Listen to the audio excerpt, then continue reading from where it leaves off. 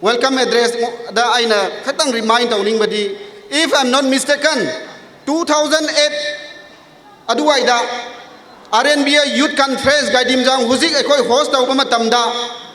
aikoi main speaker Reverend Kabi Gang mai mana hairam mado ai amuk ningsinge maram ni karino haiba matamda Congress rule tawba matamda Imphal dagi Bisimpur dagi hekta Shaktiman mamang se aikoi singrom da on kraba KHOUPUM chakani Thangal chakani Tamenglong chakani haiba khang desu hang desu adum ta leirabane hojikte Shaktiman udri ko ubra asi se BJP government na praja gi namakta aikoi Chief Minister Sri N Biren Singh Nongthombam Biren Singh makhada aikoi mana thabak taw matamda aikoi se nungai na ngasi se any kinds of vehicles Bisimpur dagi KHOUPUM yawa 60 km something khaktane nungai na yaurak pase magi leadership makhane haiba se aikoi thedok hendok na haiba matamda haiman loidra haina khale haipi tuang gyalo singrina manse kagoi na te kariu na bangsui na tansui na talakang tana party tana ninai na bam thai kumai gan khopawo mai ani goi sa khwang sumai India longkhau aina ri kasyam sui ni aina ri kasyam na raw wang zan khau tana asai BJP tuang government lena wong mai asai ka hak ni haipi tuang timing hailek palo na bam thai me khang tni ring pao nang tuang soyam josen bulo tung jang thu nai tuang thai wow mai Manipur ko suna anu goi sa khwang sumai nong thaman biren kazan sabang khau kamai rikan sengjai pau suna BJP mainun goi khang khani Manipur ka goi na khang gai khang sengthau dai thau kamai rina tamjan khani sengjai pau suna jai chui na jai lobom thai wow mai hai nang tuang soyam josen pang kroi thai ring pau nang jang uthon ku na nai ni ai mai ku tho kamai nang ri soyam tilo tu pi jang khrei ren ra ren ru mai khang tu sui jang thui mai khang kagoi na khang nang rina sampok lo pujang khroi soyam lo pujang khroi mayamna ngasai khoi Daniel hoi adagi mayamna haidi yamna khoi gi ngasigi sum program si khoi afamba khoi bawba party president ibani haina jarini election gi tempo ma election gi man badum ba election meeting ama tawre adubu akhoina laiba program si di tasengmuti election gi program muti nate adubu tawbodadi akhoina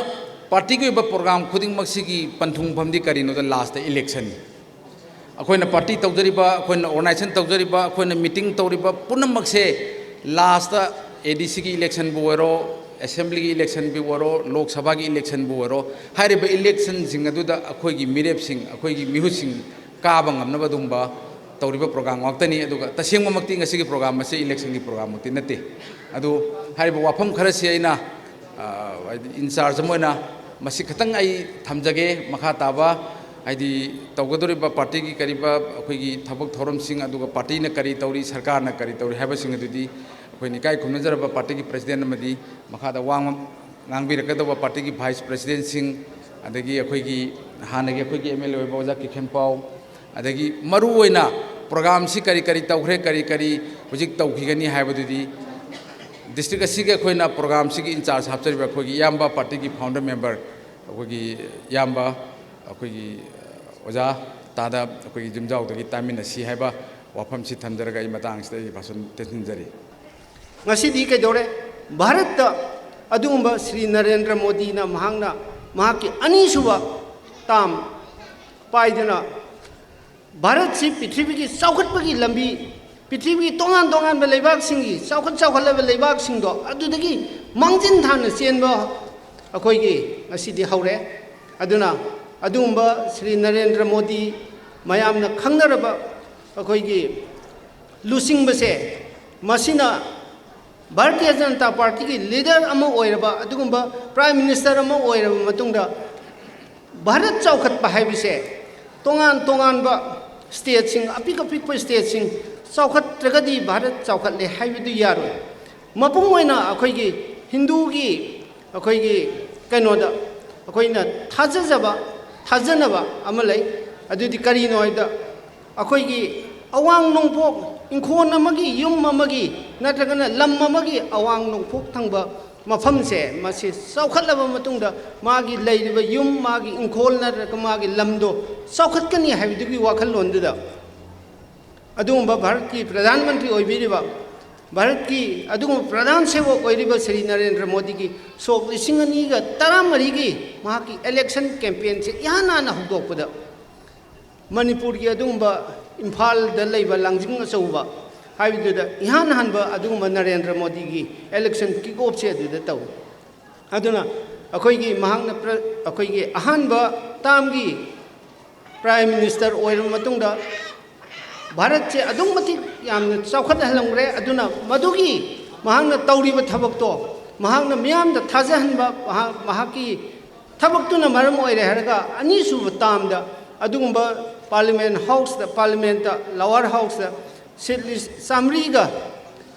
निफु मंगा लेबम फमदु सहुंग अहुं कादुना अखोइगी absolute majority फंगिबि असिगी Shri नोंथोंमिन villain लुसिंगबा सरकार सिना अदुगुम्बा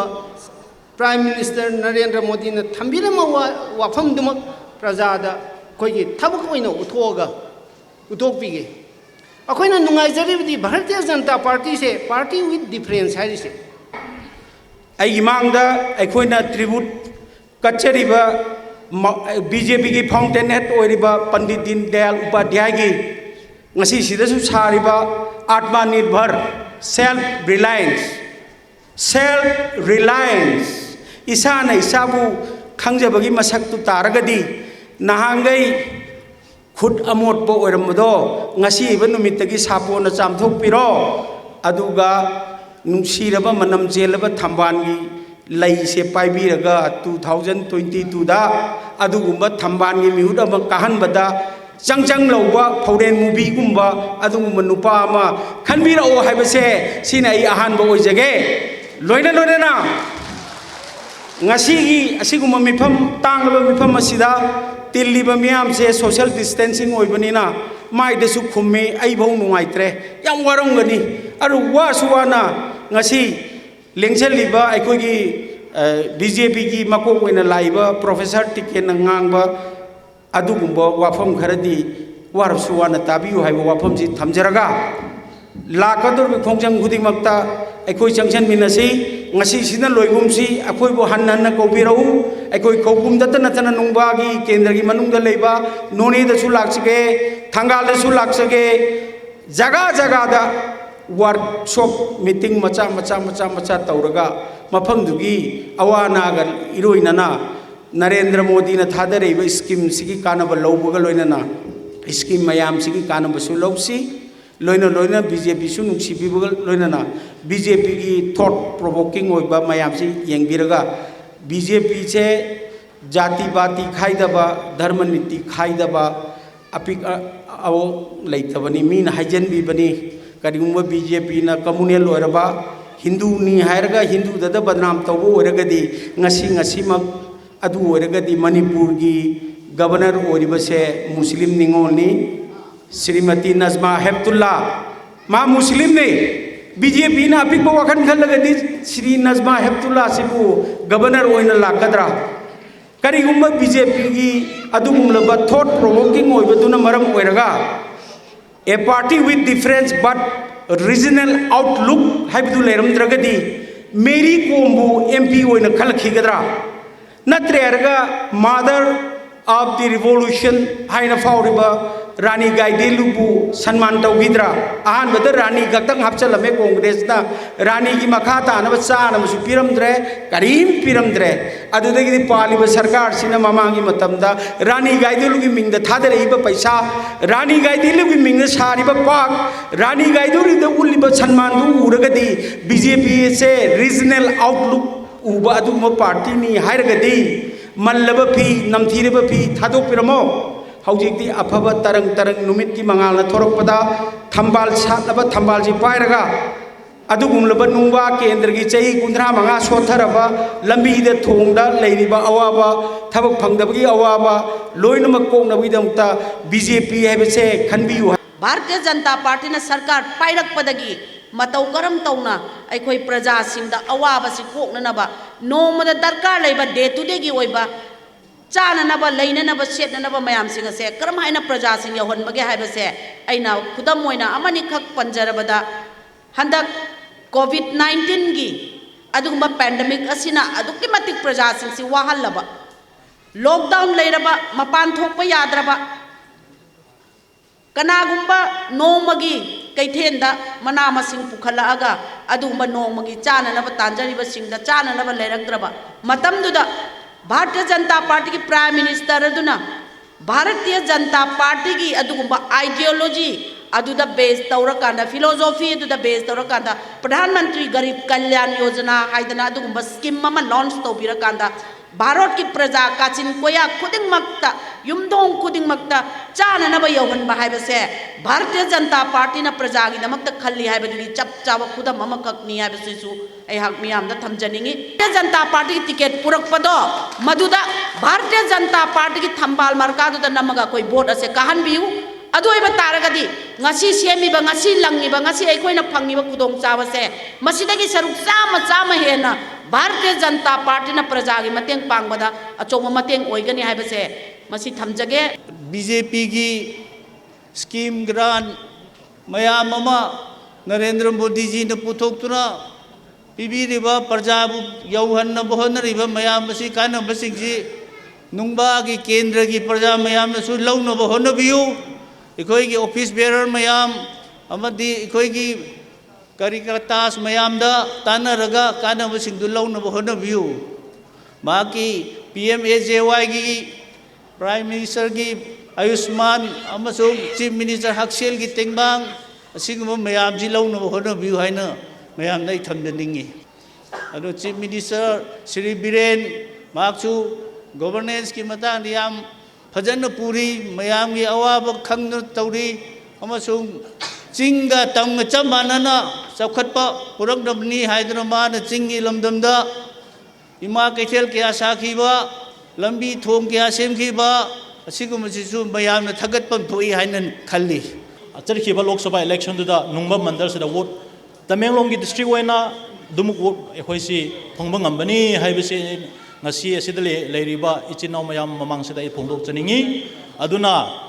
mayamna ngasi noi tiliba mayam si sum yengma matam dadi handak Manipur da pangthokpa ekhoi party ki thodam kya sida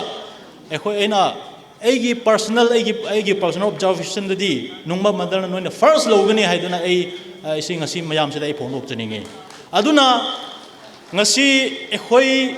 India punnamakta sarkar han leiriba mayam do on thoklaga BJP sarkar laaga ekhoi Manipur da su ihan hanna ekhoi BJP sarkar si leire hairaga yamna matik charaba ekhoi gi honorable CM Sri N Biren Singh ma CM oina central leader sing na ekhoi thambiraga ngasi si chinga tamga natraga chingda su naga kuki gi atai community mayam gi nungsinaba hana unaba yadaba mayam do su ngasi konraga BJP gi platform makhasida nungsi chanana imung amugumna ekhoi lehen biba asi ekhoi gi Manipur da itihas da lehaugadaba ekhoi gi progress amane heduna ngasi pongdok chaningi Manipur phaurakadaba anoba train do adugma nipa amane hojik lamben di symbol loidoridna ai turnen manung da changaga ai se turnen number 12 13 14 ba phaurak satkre ngarang na hanse asiguma train asigi makop oina singakadaba anoba train se masi professor tikin amane mahana singiba train se kajang with bera tawroya अदुगा अखोई कुमधा गोदवा आई पामजब station आई थुंगोदब station दो अदुगी मपा चाना चाना वजा टिकेना marine होरोन खोंग खामजरंगबनी मफम चाना चाना अखोइना कुमधोबी होरगा लोरे नुंबा मंडल से MLA ओइनदी BJP के हजिक फाउ लैत्री अदुरसु नुंबा मंडल BJP से one of the most active मंडल नि हाइबिसि leaders मखैनसु खंगलमगनी अदु आई मसी मुका नहोना मुंगनिंग सिंजगे अदुगा नुंबा people are on the move हाइबिसि BJP के दमकता नुंबा people नसु 2022 सिदा कांग्रेस की स्ट्रॉन्ग होल्ड ट्रेडिशनल सीट नुंबा BJP की रिप्रेजेंटेटिव थागतलगनी है अचौब थौदांग लौरी है लीडर सिंगना मसे खंगसु खंगबिरे अदुगा नहोनना अमुक निंगसिंगजगे चटखिबा 2017 के इलेक्शन दुदा आदिम पामई के दमकता ओजा मैदिलुंगा अखोई कैंपेन सिदलाई अखोई कैंपेन दु लोइसिंदगेदा मीटिंग लोइसिंदगेदा नुंग थाजिलगा अखोई BJP की कैंपेन से फजना माई पाकना चत्था बंगमदबनी चटखिबा मतम सिदा मफम सिदगी फरलंग मखकदा थापा दाइथालोंग हाइबा कम्युनिटी हॉल दनी आइना मसी पल्ली सिक्रिगिनो हाइबदा कांग्रेस की वेतन अदुगुम्बा स्ट्रॉन्ग होल्ड मफम सिदा नहान मखै अखोई कैंपेन फावो फजना चत्था बंगमदब मफम दो ngasiदी मफम सिदा मी लिसिंग पुल्लगा नुंबा सिदा अहोंबा मा पुरगलगनी हाइबगी नुंबा प्रजा के अदुगुम्बा मुक्तो ngasi की मीटिंग सिना उतली हाइबिसि आई नहोनना निंगसिंगजा हनिंगे पार्टी के वर्कर पार्टी के वखलोल से थाजे सब पुनमंगना मधुगुम्बसिंग तो पांगथोयरगा तौननबगी सरुक अमने ngasi मफम से तौरिसि थोदोपा पॉलिटिकल मिशन नम नते बसे कनाबु काबु मगी वोट खौननबगी तो वोट की मीटिंग सु नते मधु लाले हाइबति नते मरमदि अखोइदा पार्टिकुलरली असाइन तौरुब पोट से मधुगी सरुक अम नते हाइबे वादना अदु अखोइ पुनमंगना ट्रू BJP हन मोइना अखोइ तौगदब इथौसे निथिसना फजना याम ड्यूटीफुली कोने यामना मधुगी सैंक्टिटी हम याउना मागी साइक्रोसैंक्ट नेचर दु याउना अखोइना मधुगी दमुत नुसिबदु याउना मधुगी दमुत निंगजबदु याउना मधुगी दमुत क्या कथोकबदु याउना तौगदब सरुक अमने आइना हाइजगिबा होबदा हाइजगिबा मिक्स रेस्पॉन्स मा लवी नुंगाइतबसु फावी नुंगाइबसु फावी मोरोग याम साबा अहाव इंसांग am साबा दौना बको इंसांग हाव साबा नुंगाइबसु फावबो मोरोग याम सादर लई कासि फुरफा का काम याम वाना हुआ तौबसु फावबो तुमन ngasi कंसेस्ता अखोइदे पिरेबा गाइडलाइन दा अखोइदे सर्कुलर दा हाइरेबा अखोइदे पिरेबसे मसी अखोइना COVID-19 पेंडेमिक सिना मरम ओइदना मणिपुर नते भारत नते पृथ्वी के लेबा पुन मक्स लोइन मु वानरबने अबौजिसे सिना मरम ओइदना सोशल डिस्टेंसिंग थंबियु हाइबा सिना मरम ओइदना फेस मास्क पिसिनबियु हाइबा सिना मरम ओइदना सुमाइ सुमाइ तौबा गाइडलाइन मयाम से नियम से ngakadawni हाइबा सि पुन मक्स लोइन डिग्रेड तौखरेबा अदुना BJP ना मी अनि ख कारम है 1980 दा अदुदगी मथंग लाखोदना 64 82 82 दगी 160 मथंग लाखोदना ngasi di Savanga Ghani foam दो लेबे से चौहुंगा हुम कार अखोइ झंडसु सरकार पाइजे भंगमेबा अदुबो कोइन कोलिशन की ठीक से तो अखोइ तिनरी ब मरु पांग सिंग दुगी धर्म दो ngang सलर का कोइ पुनमक समिनरी अखोइ न धर्म से काइते अदुना मरम ओइदना अनि घक अहुम घौ हुमफु ख काबदु द कांग्रेस न करियम कथाइ न बता अटल जी न करि हाइ गेबो ngasi अखोइ पार्लियामेंट MP याम न कादबन मरम ओइदना स्टेट मत कोई कादब मरम MLA कादब मरम नोना अखोद करेम कथाइनरीबा नोमदी भारत की स्टेट पुनमक से BJP ने सरकार पाइरकने नोमदी भारत की अपुन शासन से BJP ने सरकार पाइरकने अदुदी नोना हंथन खलमीब प्रजा से नोई लापद खुबा खूर नोलकने नोई सोदन रियलाइज तौरकने पॉलिटिक्स से तारे नरेंद्र मोदी लाए अटल जी ने सही तरुक की शासन तौरब कांदा सही तरुक अटल जी ने शासन तौर लोग कांदा भारत रत्न अवार्ड पीब ख्वाइदगी वांगबे अवार्ड भारत रत्न से सही तरु शासन तौर प्राइम मिनिस्टर बदगी भारत रत्न पियबा कांग्रेस ने सही तरह शासन तौर हेग लोइगिबदुदा मनमोहन सिंह से जेल भाईब भारत थमने पुयबा ममाम सा संग्रेस स्टेट आंदोलन तवेबा कांग्रेस मरमदे यम ngangi करी ngangi मरमदे कनो बो सी सभा सप्ताह की समथरप सरुपनी कनाम तर सही रुपई दरकार थी होते अदु तंगाई फदन रेफरेंस खर पीब तारगदी कांग्रेस सिदिने मवु याम कनबा मफंग याम कनबा लिनगुमदेब अदु माई मतम दु लोरकना ngang ने सही ने नतर नुंग पो पो थादर मको का तो पुंथु थुगाय रे मम्मी ती थुगाय रे मोय ले लालती मम्मी थुगाय नबने मम्मी का थुगाय पुलोय लोरबदो मम्मी मैतोन मतोन थंबाय तुम ट्रिक तुम बदुम दिसमाय तुम लेंग लेदना सुम लेंग लेदना को करिगिनो लेंग इसरगा नुंदांग थोम सा थोलो फाव लेंग ने अदुना दिल्ली दे कांग्रेस की मकोक से पुंथु इतोन थुगाय रे मम्मी फाव थुगाय रे हजिक स्वाइद मतोन ओरिबा सेगे बॉर्डर द लेबा म्यांमार ग ताइनरि मणिपुर गुंबा चिंग एरिया गुम सही से कांग्रेस ने लेदिसे असी बिलिन की ममई मैतोन अतुम्बदुना बसुमाय लेंगली तौबुदुदा ngaire haba ko aduna Congress गुम सही रुपगी कांग्रेस गुम क्रिटिसिज्म तौरुबगी दरकार कशु ओइद्रेबा मसामा की वेसी पुजब ngमदना सेसु सुरगा चलमबदगी ngमक्तदना फमेन फक्त फमेरगा असद असब आंगांग खुदुंग पाखोन सिरगा लेकाय दा लेरक मी खना बुरगा ए लाउने आई कर सिंथौ लाउने खना बाइसे लिंजेन खना दौनी ना सादि मी खना रे आउत समुराव मी खना याउगे सिम नोंनिंग ओइद्रो अदुगा सब माना रे जिलेस अदुगा तोसे मोय वासे तोसे होय नुंबा बुदि सही सांगना कन तौरखरे अदि मरमदै कसु थुलु पाइनिंग दे आदा तंपाक्तदि करी हाइने गो चिंगी चंद्रमनी हरगा थोले बमाय ममिंग से कोइदे चंद्रमनी हाइबम लेरमी लेकित्रे को डॉक्टर चंद्रमनी ना चिंगी चंद्रमनी हरगा थोने यम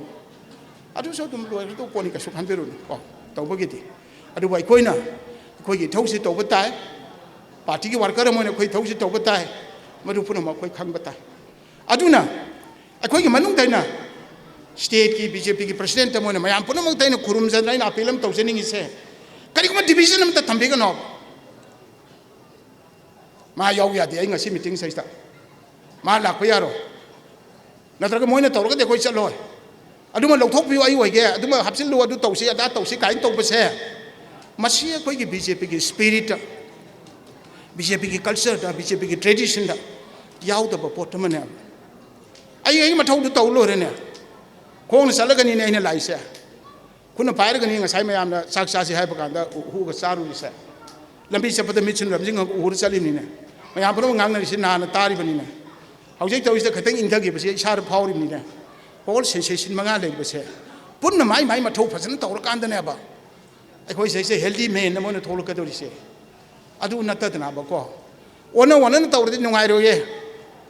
ओना तौबिगनो मी पुनमक लोइन ओना तौबिगनो नोइन अपाम पुनमक लोइन मसिगी मनुंग फंगनी तौददि अचुम बाइदु दिंगाक पताइ डिसिप्लिन अदु दिंगाक पताइ